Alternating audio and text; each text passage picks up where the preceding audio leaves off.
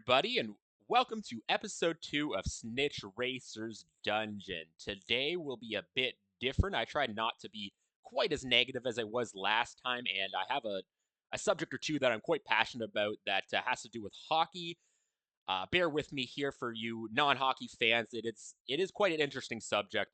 Personally, I think that anyone who's into sports at all would find this interesting, but to get into it, the subject today will be, most importantly, Arizona Coyotes moving to Utah.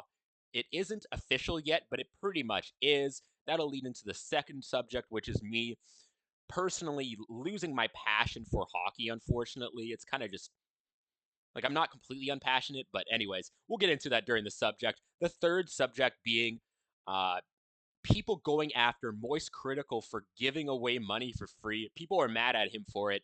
I'm a little late to the party on that, but I'm still quite passionate about it. But let's get into our first subject here. And as always, this podcast is brought to you by the letter A.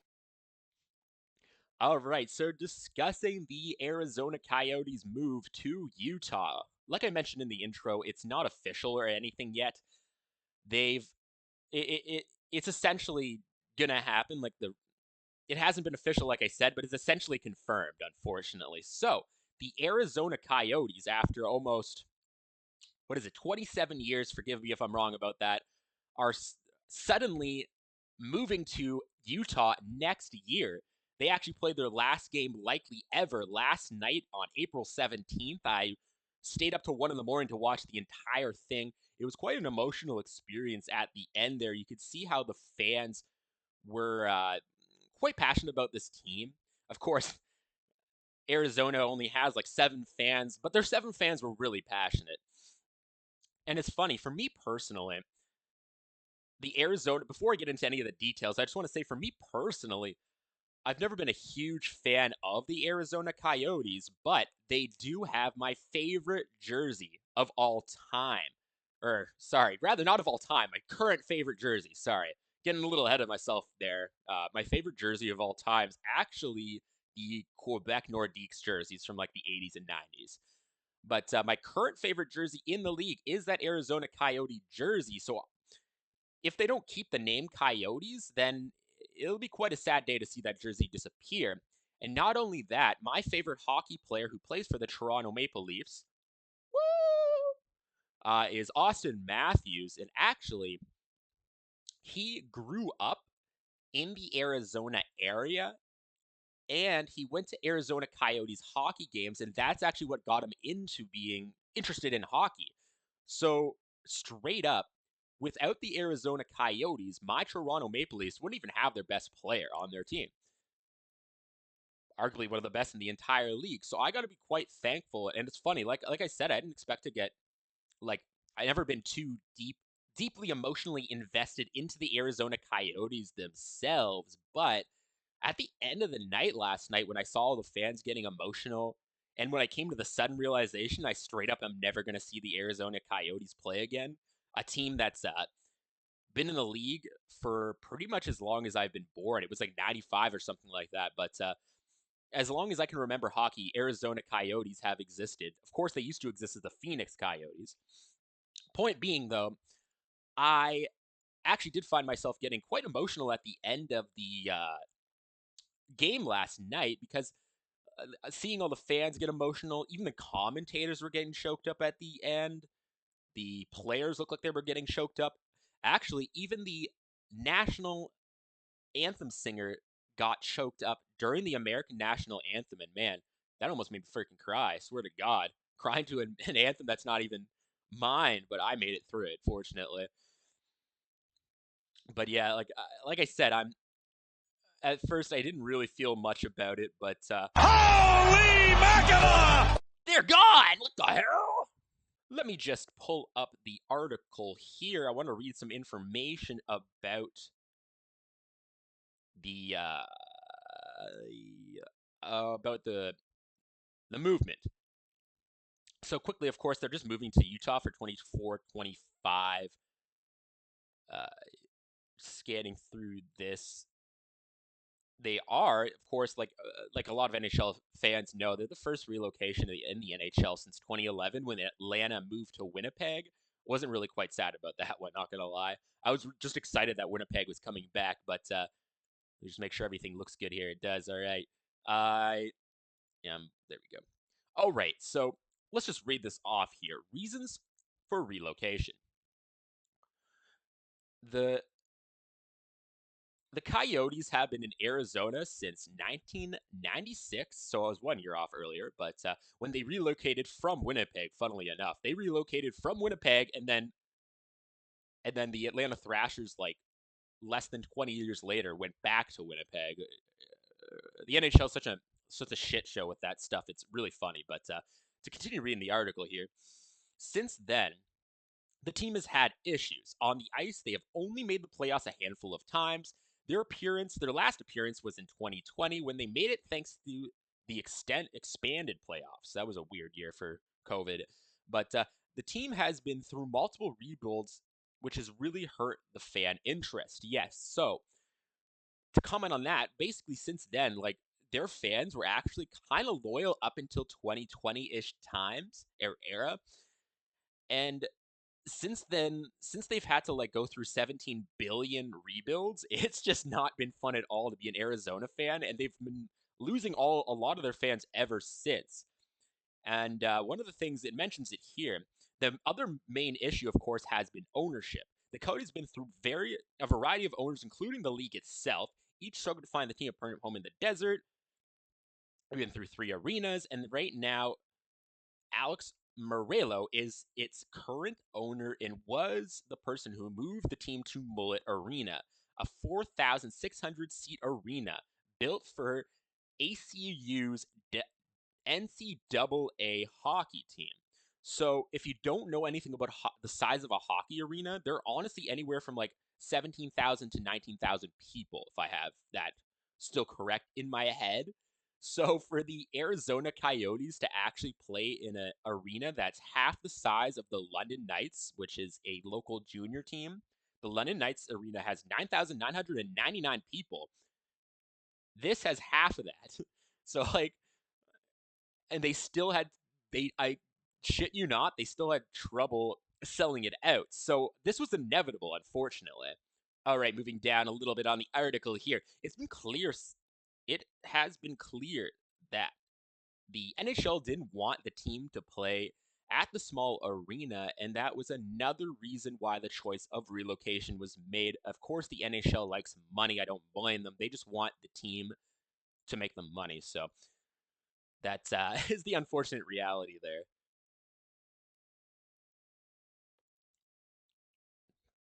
So to move on and talk about Salt Lake City, the location where, or the city that this team is relocating to. So Salt Lake City has been rumored to get an NHL team since a couple of months ago when Smith and his ownership group officially asked the league to start the expansion process. Yeah, that's the insane thing about this is I didn't even know that Utah was going to be a possibility of an NHL team until like this year, like last year rather, like in December, November. That's when I first started hearing that, which is insane to me that the idea that this team's suddenly going to Salt Lake already, like that quick, just as soon as they shown interest. When teams like Quebec have been showing interest for like 50 billion years, and they just throw them out to the wolves there, like Gary Bettman clearly doesn't want a team in Quebec. It's so strange. Yet they approve the team in Utah like it's nothing. That's just weird to me. Because the city has a population of 265,000. I'll be this article is actually quite misleading because let me get the that fact sorry can be quite misleading because let me get the information here. The metropolitan area is actually 1,250,000 people. Uh, the entire metropolitan area is that. So the fact that the city has only 208,000 people isn't really too much of a worry as far as market size, because the market itself is over 1.2 million people, the entire urban area. So I'm not too worried about that part. I'm just worried that people won't even give a crap in Utah. But this next part here does make me a little less worried because it Utah does have, or Salt Lake City does have a professional hockey team in the ECHL called the Utah Grizzlies, who have called Salt Lake City home since 2005. So there is a successful hockey team in there. It's not an NHL professional league, but it is basically the lowest form of professional league. The fact that that's still successful is a good sign, honestly, because the ECHL has teams moving around like fucking musical chairs, dude. Like it's insane. But it has one. It also has one major sport team, of course, the Utah Jazz. So the Coyotes will likely play out of the Delta Center for the 2024-25 season. The arena sits around 10,000 for hockey and has hosted NHL preseason games in the past.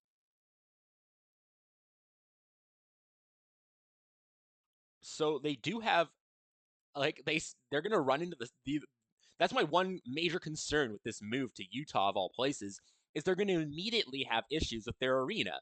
Sure, it hosts double as much people as Arizona, but guess what? The arena hosts one fucking person more than the London Knights, a junior team that I can go see for like 30, 40 bucks. So like I just simply can't see them succeeding with this arena. They need a new arena ASAP to succeed. 10,000 people isn't enough to support a team, man. An NHL team. It just isn't. Clearly, we saw that with the Coyotes. And of course, I just want to like this, and that's why I have this article here because they actually express a lot of my concerns because the relocation to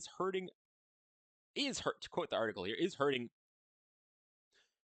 the relocation is hurting many surrounding it. Many people will lose their job in the Coyotes organization, like the trainers, the local coaches, the on ice trainers, trainers. Uh, they're all going to lose their job here.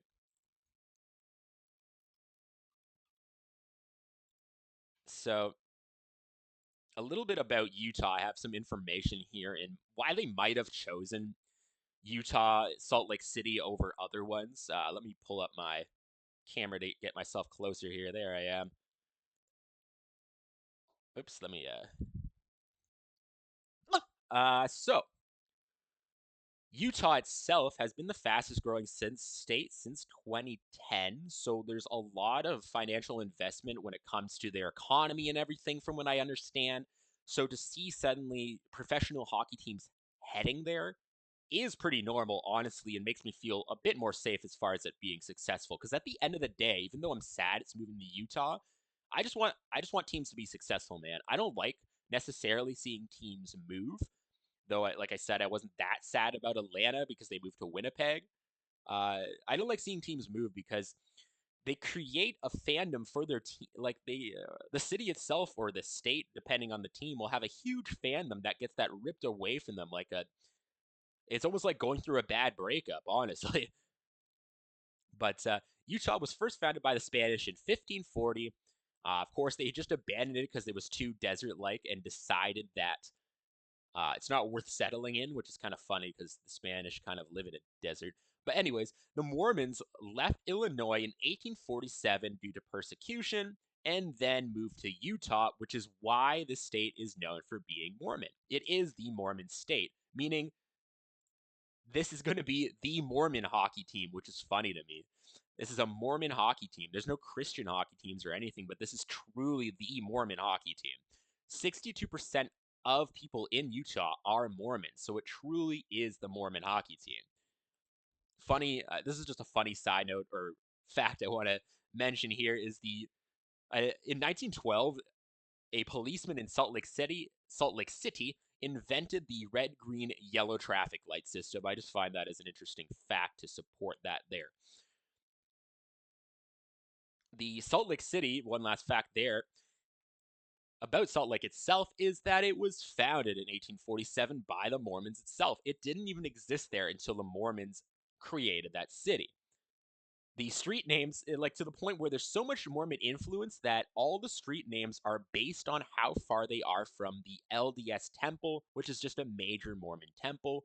One last fact here, the city is at a elevation of 4,300 feet, which is an interesting fact when it comes to hockey because other teams might find it harder to adapt if they're not like used to the higher altitude. Let's say the Maple Leafs are playing in town they go up to 4,300 feet. They might have a tiny bit of issues with altitude, less oxygen and all that stuff. So, kind of like the Colorado Avalanche, they have a very strong home ice advantage. I can see Utah getting that too, / Salt Lake City. So, before I get my final thoughts on everything here, I want to read off some name ideas that I got from me and my friend Garrett. So, when I was playing Civilization with my friends, I asked them what kind of names could you see the Utah / Salt Lake City team using. First of all, we all agreed that it's very unlikely that you'll see them use Salt Lake City as their name, like Salt Lake City Demons. Like, that was just made up on the spot, but it's just such a mouthful. You even saw that with Las Vegas. They're not the Las Vegas Golden Knights. That would be ridiculous. They're the Vegas Golden Knights. So the likelihood of them actually using the name Salt Lake at all is very low, in my opinion. Maybe they'll just do Salt Lake something and take out the city. I don't know, because I'm not that familiar with the nomenclature of that area. But point being is, me and my friends were discussing and have some of the names here. So for my friend Garrett, his first idea was to just simply call it the Utah Unicorns. That was more of like a silly name, but hey, it's kind of unique. You could go all over the place with the colors. A unicorn's like a rainbow, right? You'd be completely unlimited in the team colors that you could use. But honestly, my friend said that in all seriousness, if he was trying to make a serious name, it would just be to keep the name the Coyotes. Cause I mean, the Utah Coyotes does have a nice ring to it. Not only that, they wouldn't be the first team to just keep a name in professional sports. That being the Utah Jazz as an example. Forgive me, I don't remember where they moved from, but when they moved to Utah, they kept the name the Jazz. Why don't they just do that with this next with this hockey Utah team? That's what my friend Garrett thinks. He honestly thinks that they should just keep it, because guess what? If they do that, they don't have to do a redesign on the logo whatsoever. They don't even have to redesign the freaking jerseys, which would be absolutely amazing. If they could just move the team to Utah and literally keep the exact same branding, I think it would work wonders, because not only would you have the immediate name recognition, you'd also have Arizona Coyote fans automatically wanting to cheer for you. Not very many, but they so most importantly for me personally, though, you get to keep that jersey. That wonderful jersey can be kept alive, just like that.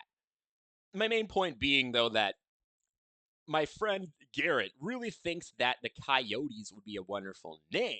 Another reason is there's coyotes freaking everywhere. I mean, let's be real. There's coyotes all over North America. That makes the name usable by absolutely any city in all of Canada and America. So I think it's a wonderful idea. Personally, I think it's the best idea. But let's move on. Or sorry, I'm gonna read off some of the. I'll get to some of the real names that I thought of, but first I'm gonna think of some of the really silly ones. No offense to any Mormons.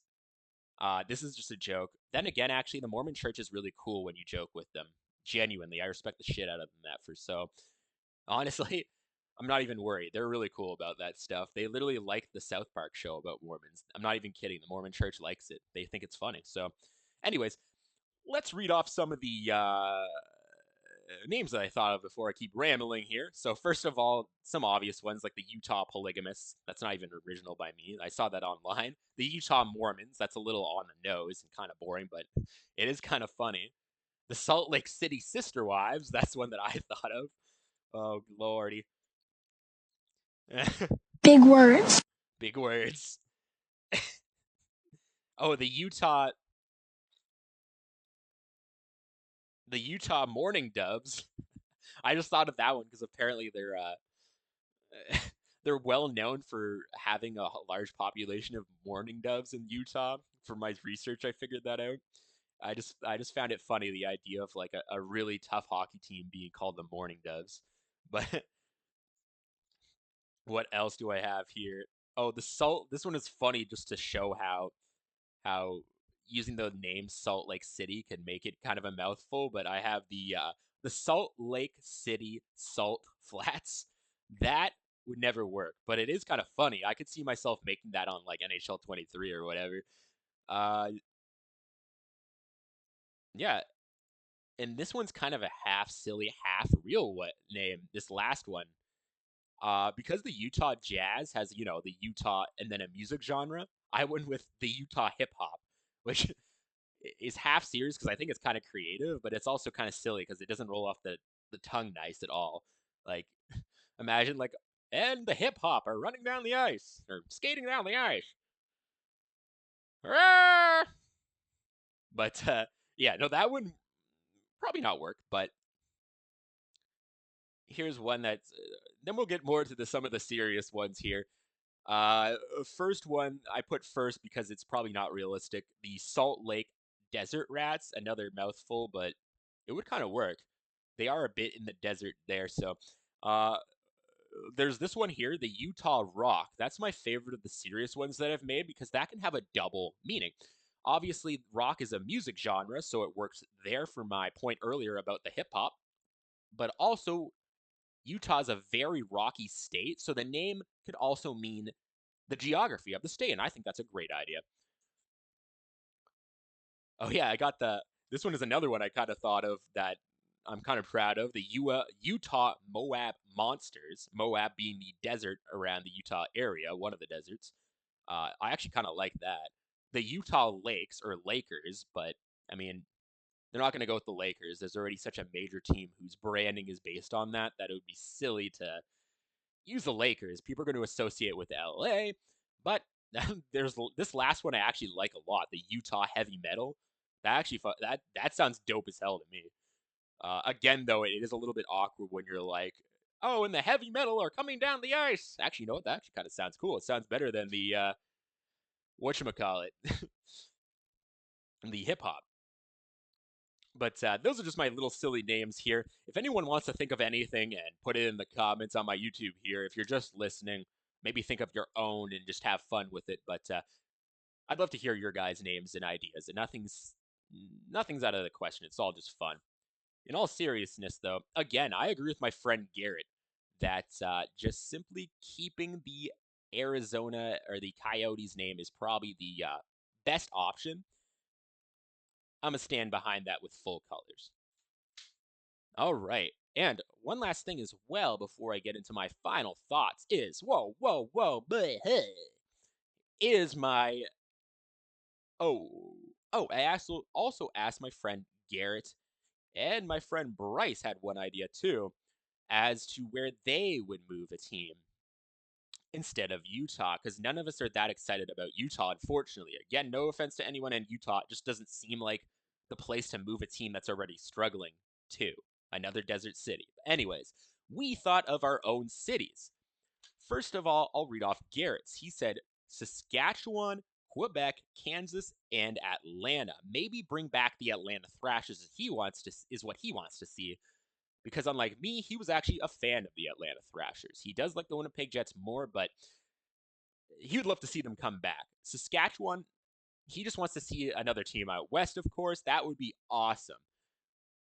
Of course, naturally, that's not that realistic to have a team in Saskatchewan, but if the league were to expand a lot more, I could see it happening.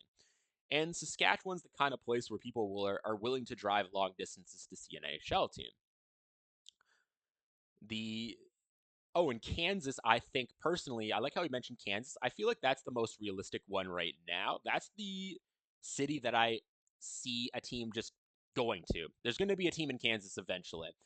Not only does that create a rivalry with the Blues, making a second team in Missouri, but it is a huge metropolitan area that already had an NHL team that didn't succeed, but through the Kansas City Scouts.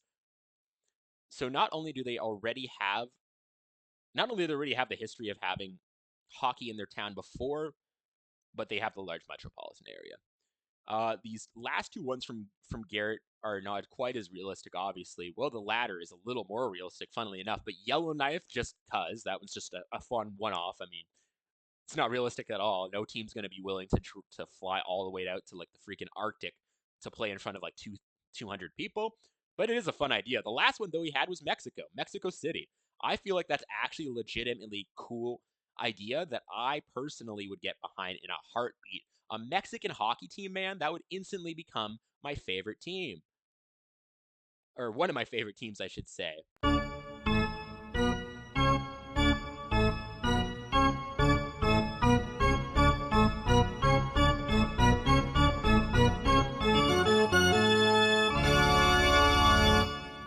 Sorry, I just had to play my organ there for a second, bruh.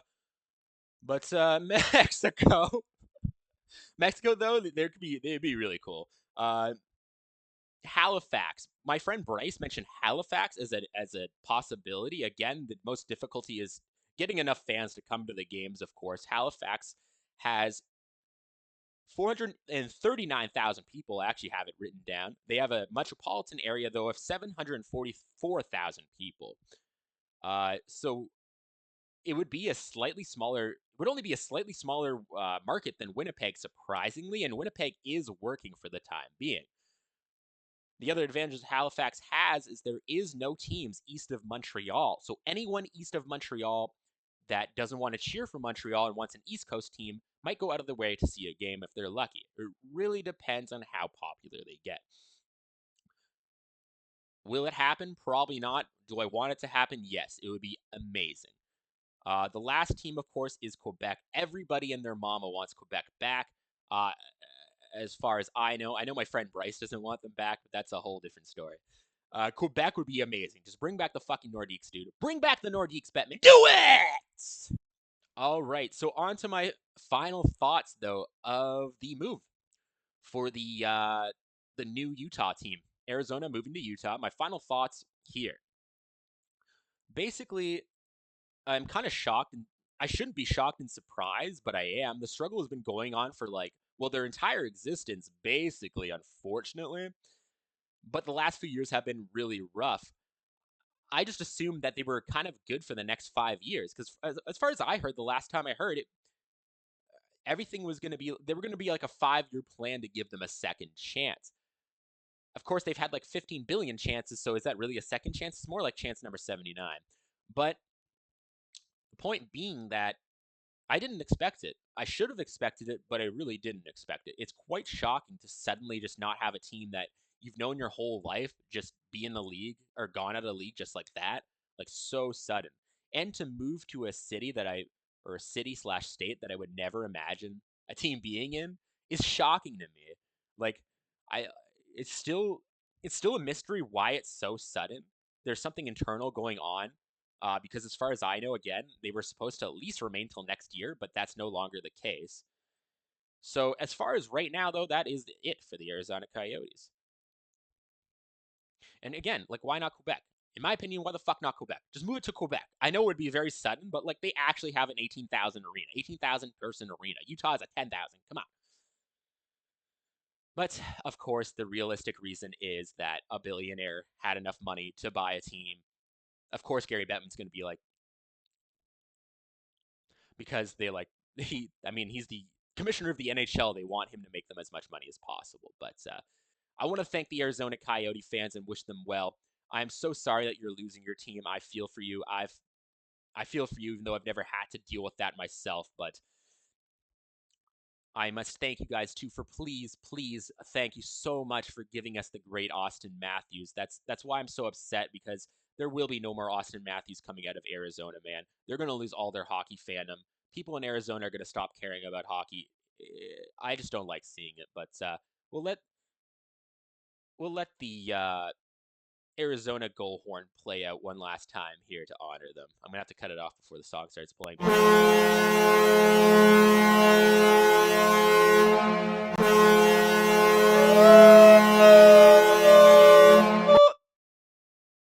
Sorry, I had to do it myself because Howlin' for You by the Black Keys plays in that audio clip in about 1.2 seconds, and I don't want to get copyrighted.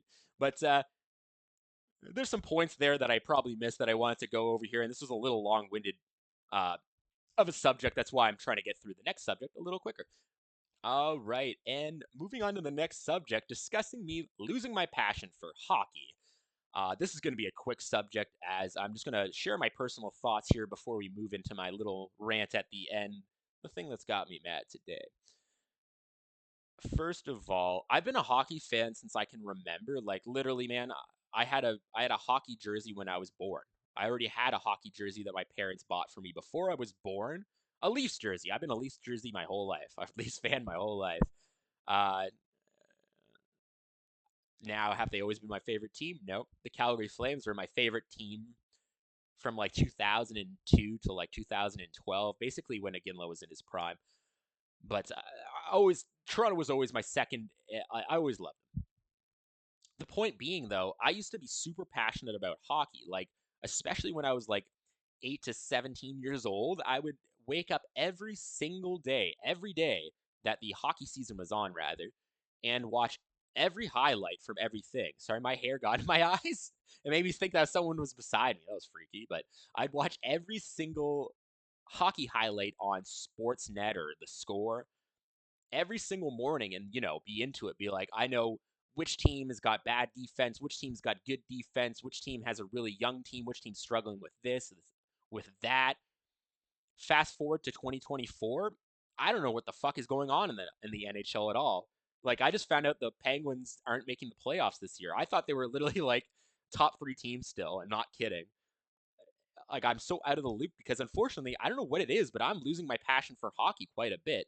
Now, I haven't actually like, stopped watching or anything, but I just don't have that passion in me anymore where I like need to see every regular season game like I used to. I used to watch every home game at least of the Leafs, every single fucking one, even to the point where I would record games so I could watch them. I would record games that didn't even matter just because I liked hockey that much. And I'm not sure what's happened since then. I know that as you get older, your interests do change quite a bit, but like I still love hockey. I just don't have the passion for it. I don't know what the fuck's going on. So the point is, I'm trying to figure out not only what's causing my passion to go away, but a way to, re-engage that passion. I'm hoping with this upcoming playoffs, as I'm recording this on April 18th, the playoffs are starting very shortly. I'm hoping to reignite that passion through the playoffs because the Leafs look like they have a great team this year. Well, they've had a great team for like 7 years. They just don't know how to succeed with it. Which brings me to the one of the reasons why I think that I might be losing that passion. I think I might be losing the passion because I'm a goddamn Leafs fan. It's the reality. Like every Leafs fan knows it's a torture, man. Like I feel like I'm like woe is me and all that stuff. Like all teams go through crap, but come on, bro. The Leafs go through crazy shit, like to the point like I can't remember if it's 2020 or 2021. Forgive me. That was around the time when I was still watching most Leafs games. I would be a little bit lagged behind on what's going on, but I'd still be watching most Leafs games. And I remember we got the Montreal Canadiens in the very first round of the playoffs. And then guess what? We still lost the. Actually, it was the pre-round. I don't think we technically. No, that was Columbus. Wow. Anyways, we lost to Montreal in the first fucking round. That drove me crazy. Like, and it started to make me think. Like, do the Leafs organization actually want to win? Like, do they want to win the Stanley Cup, or are they just in it to make the playoffs every year to get that sweet bonus revenue? Like, players like Nylander and Marner just shut down in the playoffs. It really is frustrating. They look out, especially Nylander. He's out there like coasting around like he's out skating with his fucking kids. Like I don't. That's why I don't see the passion from the Leafs players other than Matthews and Riley. I definitely don't see the passion from the ownership. So I think just the emotional like stress of having to go through disappointment after disappointment after disappointment year after year in such ridiculous fashions just makes me not want to care anymore. Honestly, like it's hard to get up and be motivated to want the Leafs to win when it doesn't feel like they want to win. And that I think that started the train of me not watching hockey as much because once I started to feel that unmotivation in 2020 or 2021, again, I can't remember the exact year off the top of my head. Once I started to feel unmotivated to watch the Leafs, then I started to feel unmotivated to watch hockey because why would I care about the Leafs if I don't care about hockey? So yeah, that passion's just kind of slipping away. The other thing though might be is me just getting more into other things because I've noticed in my mind it's hard for me to stay passionate about tons of things at once. Like, once I start getting passionate about something else, I start to lose interest in other things. The example being that I've gotten into motorsports like a lot. I've gotten into motorsports quite a bit. That that being, sorry, I lost my train of thought there. That being the like getting super into that might be the reason that I'm losing that passion. Because man, I'm getting really passionate about motorsports, especially the last 4 years. It lines up perfectly.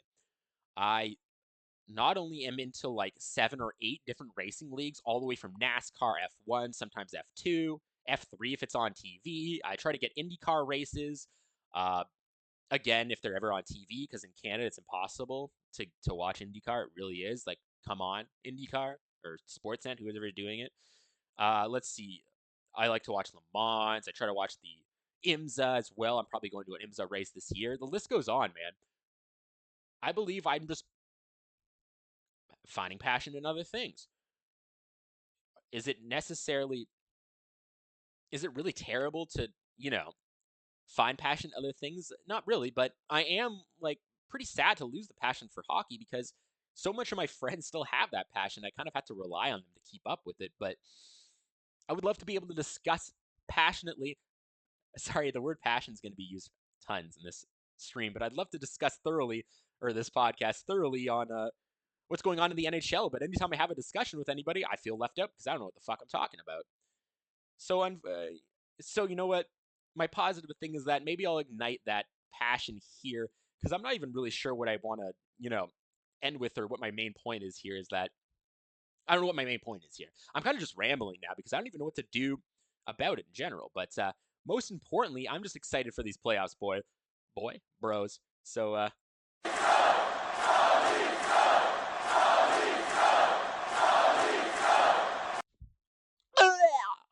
all right, now moving on to the last subject here. People targeting MoistCritikal Charlie Penguin Zero, the man of many names, for simply giving people money. Yes, that's right. This is 2024. People are pissed off that people are giving people stuff. Welcome to Twitter. It was a What's he gonna do? Oh! He's pulling his cock out! Just a little shout out for MoistCritikal there. But welcome to Twitter, where giving away money for free is bad because why have any positivity in the world when you can turn everything into something terrible? Because for some goddamn fucking reason, people are trying to claim that MoistCritikal, someone who's never done anything like wrong publicly or anything like that, they're trying to claim he's some fucking greedy, selfish piece of shit because he's giving away money. He's giving away money! And they're saying he's selfish. That's fucked, dude. What is this fucking world, man? Seriously, it's completely like, Get off Twitter and go outside. like, oh my god, that was fucking loud. But go outside, people. I'm fucking serious. Like, even for me, like the amount of times I just go outside and then I don't give a shit about stuff like those people give a shit about. But goddamn, like it actually just makes me physically upset that someone like MoistCritikal, someone I respect the fuck out of, is made to be some fucking greedy asshole because he's giving away money. People's ridiculous claim and completely uneducated claim is that he's getting a tax refund or some sort of tax benefit from giving away money to people. But guess what, fucking idiots? You don't get a tax. Sorry about my hair. You know what? Fuck it. Guess what, fucking idiots? You don't get a freaking tax refund for giving money to individuals. You only get that for charity. So he's not getting anything. He's just giving away money. That's literally like going up to someone and being like, you see them give $5 to a homeless person. You walk up to them and be like, you're only fucking doing that because it's gonna give you a fucking tax rebate. Like, what the hell? So stupid. So stupid, dude. That's all I have to say. Now,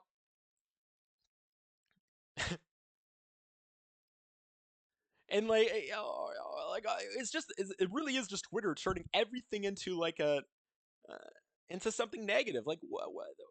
How could you ever see that as a negative, dude? It doesn't make any sense to me.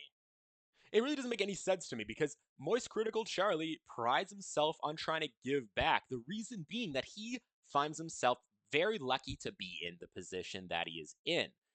Given the fact that he originally got famous just because one of his random one-off videos got featured on Ray William Johnson's channel, and without that random feature, he would just be probably working at McDonald's, who knows? So he's just trying to show his thankfulness by giving away money, and people with no fucking lives figure out a way to make it into some negative bullcrap. When in reality, he's just trying to do something out of the goodness of your heart. And people are so negative these days that they just assume that everything is some ploy to get something out of something. And MoistCritikal is not the first one. He's just he's not the first one. He's the latest one in a series of people trying to, you know, completely like, that basically. And it just make like I mentioned before, I respect the shit out of him. So if you think that MoistCritikal is just doing this to get money or some sort of tax rebate, first of all, you're a fucking idiot and a fucking moron. But most importantly, you can suck my fat fucking cock. Fuck you, dude. Don't go after MoistCritikal for stupid shit like that. Go outside, go the fuck outside, smell some grass, touch some air. I don't fucking know. You're clearly a fucking loser. Get your ass outside, man. This upsets the shit out of me hearing people go after MoistCritikal of all people. The stupid thing is, he's not the first one that people go after. As I'm gonna pull up the article about Mr. Beast. this one's ridiculous. It even makes me laugh here. The Mr. Beast boom sound, apparently. I didn't even mean to hit that. That was just good timing. Let me pull up the right article here. We have the old one. All right. So first of all, just the title of this article makes me mad. A YouTuber. Here's the title. A YouTuber cured 1,000 people. Or sorry, a YouTuber cured 1,000 blind people for a video. But is it performative altruism? No, it's not, USA Today. It's fucking not. Even if it is, who the fuck cares? They still literally cured 1,000 blind people. What the fuck? They literally cured 1,000 blind people, and people on the internet are like, so, how can I make this into Mr. Beast being a human trash? Even if Mr. Beast literally just did it for the hype and the money, and he's completely selfish in himself, and he has absolutely zero, like he has no desire to actually help anyone. He has zero desire to help anyone. Even if that's the case, who the fuck cares, dude? Who cares? 1,000 people still got fucking cured. What the hell? That's so ridiculous. And that's why it makes me so upset with Charlie, because, bro. Oh my god, let me just read the article here to see how USA Today is trying to make this into a non-issue to an issue, but that's just what they do. So 1,000 blind people's lives were changed thanks to the world's biggest YouTuber, Mr. Beast. I still am not used to him being the biggest YouTuber, but the 24-year-old content creator, whose real name is Jimmy Donaldson, is known for his generous and charitable endeavors. He rebuilt homes for Kentucky tornado survivors, given 20,000, blah, blah, blah. This time, he paid for a simple 10-minute eye surgery for 1,000 patients who could not afford it, giving some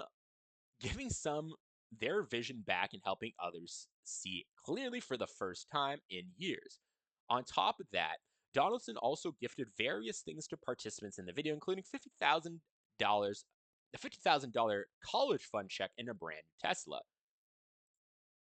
This is a quote from Mr. Beast, the charitable Mr. Beast here. Unfortunately, nearly half the population with curable blindness doesn't have access to this surgery, so I wanted to provide this to as many people as possible. What a fucking piece of shit, eh?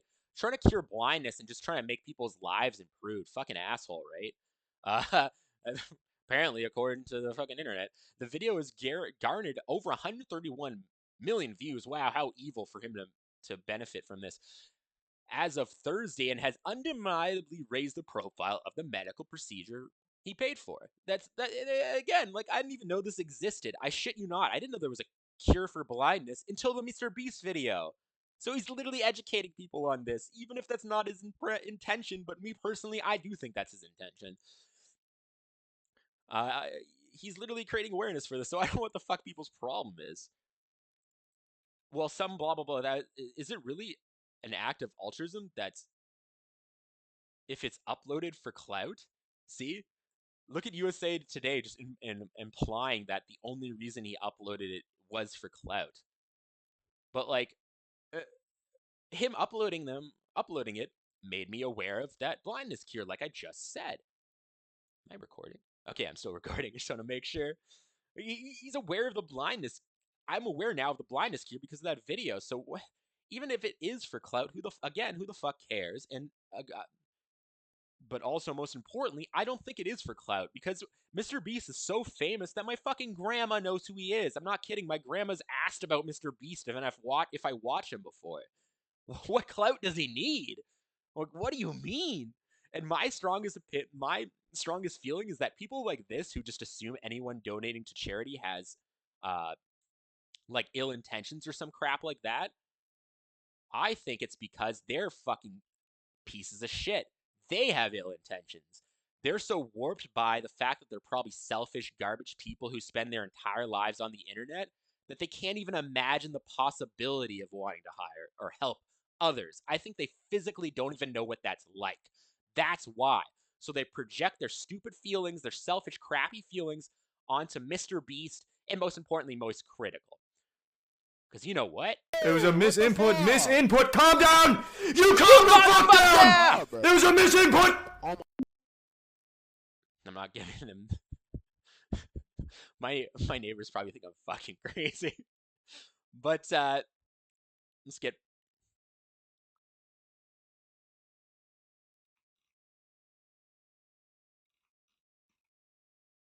There we go. Let's get down here. How Mr. Beast is dividing viewers. The video has sparked controversy.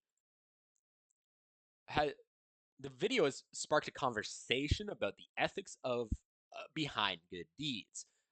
First of all, before I move on, the fact that there's ethics of good deeds. Like I know there can be bad ways of donating to charity, yes, but the fact that Mr. Beast cured 1,000 people of blindness and we're questioning the ethics of good deeds in general is insane, bro. It's fucking off the charts insane. But to move on here, some accuse the creator of exploiting participants in the video by funding their surgeries for personal gain and content rather than genuine altruism. Again, that's literally baseless. They're just basing that off of absolutely nothing, which is what makes it so stupid. Quote from a random Twitter user, classic USA Today, just quote random Twitter users, by the way, and call it news. Quote, he does exploit people for personal financial gain. The end result is good because people are getting what they need, but he's not a good person because of it. End quote. Ha ha! I'm so fucking dumb. Literally though, like what? What is that man talking about? The fact that USA Today can take like such a unhinged tweet that's not even like that's completely baseless and use it as news makes me want to start a rant about media that's completely off subject here, but the fact that they're trying to make that as news is insane, and the fact that it works because I've had people I know people I personally know have called Mr. Beast a piece of shit for that video now because of this article. They read this fucking article and they just said Mr. Beast is a piece of shit because let's be real, most people on the internet have no critical thinking skills. Most people on the internet just need other people to decide how to feel. They really do. They really truly fucking do. That's why I got off Twitter, or one of the many reasons. And here's a quote from Mr. Beast's tweet that he had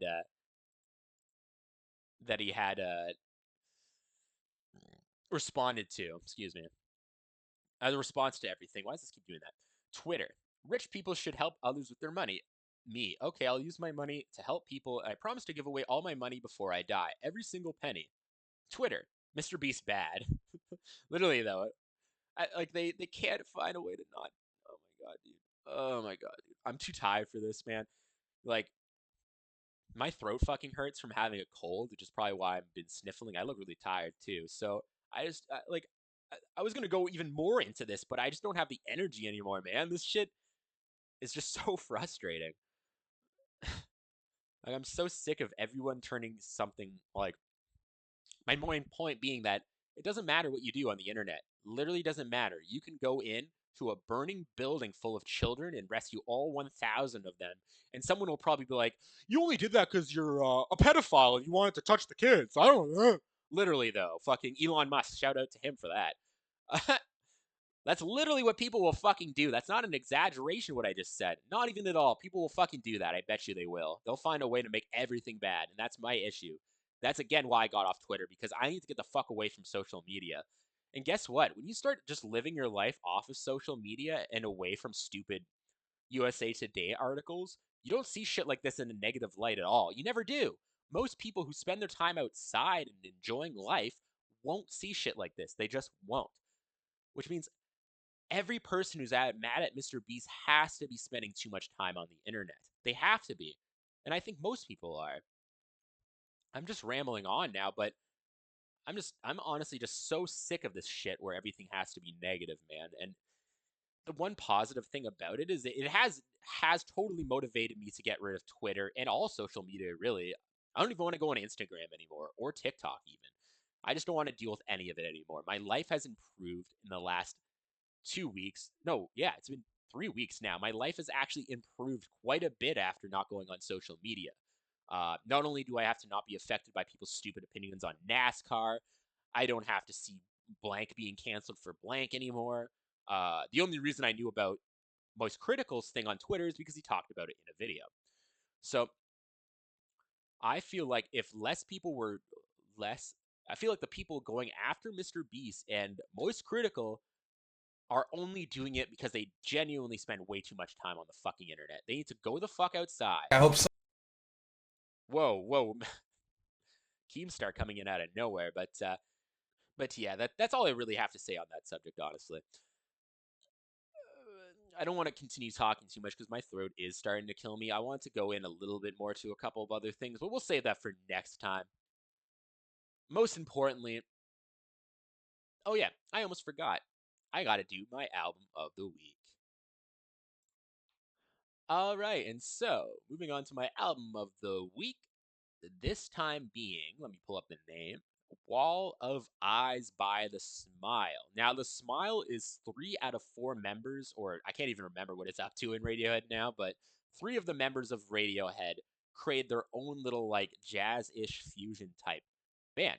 And honestly, this album, Wall of Eyes, is my favorite thing to come out of the Radiohead group since In Rainbows. I am really loving this album. It's a bit up and down at points, but it's a solid 8 to 9 out of 10 album, in my humble opinion, and it is the best album that's come out in 2024 so far, in my opinion.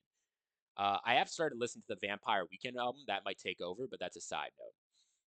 This album, though, the reason I chose it, it just has really interesting sounds to it, and there's a lot of, like, you can feel the emotion in the music itself, something that Radiohead's always been good at, but it's nice to see it be done with a different group.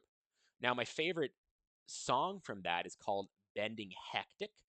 It is a very slow ride of someone crashing off a mountainside in a car of some kind. It goes into detail very well.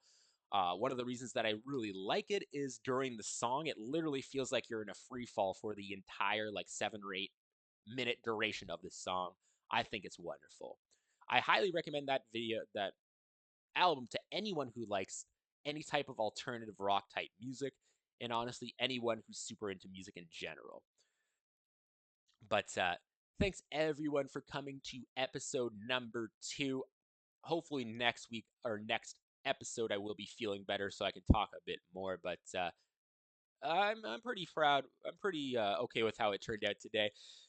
I want to thank everybody for coming, and oh my God, I want to thank everyone for coming, and tune in for episode 3. I'm gonna have some more interesting subjects there. But again, I'm just gonna cut out this part.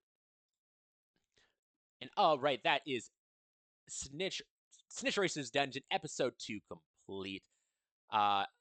If you like this podcast, I will be posting it every 2 weeks or so, as long as I have the time. So please feel free to subscribe and follow on whatever podcast service you may be using. Again, thank you guys so much. I'll see you in 2 weeks.